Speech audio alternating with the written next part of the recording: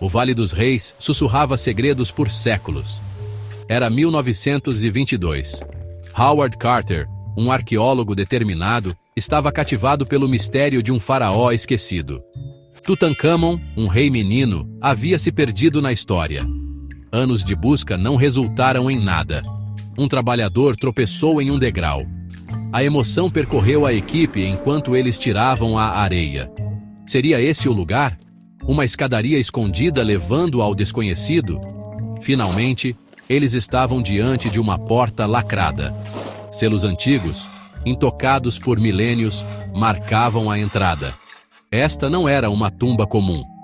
Era o local de descanso de Tutankhamon. Tutankhamon governou o Egito por volta de 1332 a 1323 a.C. Ele era apenas um menino quando se tornou faraó. Seu reinado foi curto, terminando misteriosamente no final da adolescência. A descoberta de sua tumba em 1922 enviou ondas de choque ao redor do mundo. Foi uma descoberta de escala sem precedentes. A tumba estava notavelmente intacta, uma cápsula do tempo de uma era perdida. Tesouros de ouro brilhavam sob as lâmpadas dos arqueólogos. Mas em meio ao esplendor, uma sensação de desconforto se instalou. Inscrita nas paredes da tumba, uma mensagem arrepiante avisava de uma maldição. A morte virá com asas rápidas para aquele que perturbar a paz do rei. Um lugar onde os vivos não deveriam pisar levianamente. Seja qual for a verdade, a descoberta da tumba de Tutankhamon havia liberado algo no mundo. Algo que estaria para sempre ligado ao nome do rei menino. Os sussurros começaram logo após a abertura da tumba. A tragédia atingiu Lord Carnarvon, o financiador da expedição. Ele morreu repentinamente em 1923. Uma picada de mosquito, infectada e levando a uma infecção generalizada, foi a causa oficial. Mas os sussurros culpavam a maldição do faraó. Os jornais sensacionalizaram cada morte. Uma maldição, eles proclamaram, havia sido libertada da tumba. A morte de Carnarvon foi apenas o começo. Ao longo dos anos, uma série de mortes se seguiu.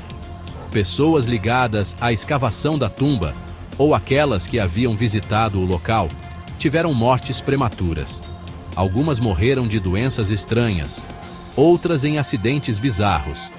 A lenda da maldição crescia a cada tragédia que passava. O público, cativado pela história, devorava avidamente os contos de infortúnio.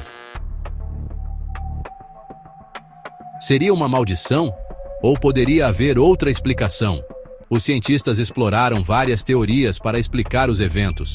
Alguns apontam para fungos perigosos, presentes no ar estagnado da tumba. Essas ameaças microscópicas poderiam ter causado problemas respiratórios e infecções. Outros sugerem o poder da sugestão.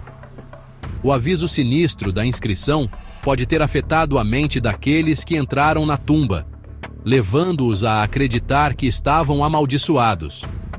O medo, afinal, pode ser uma força poderosa. O próprio Howard Carter zombou da ideia de uma maldição.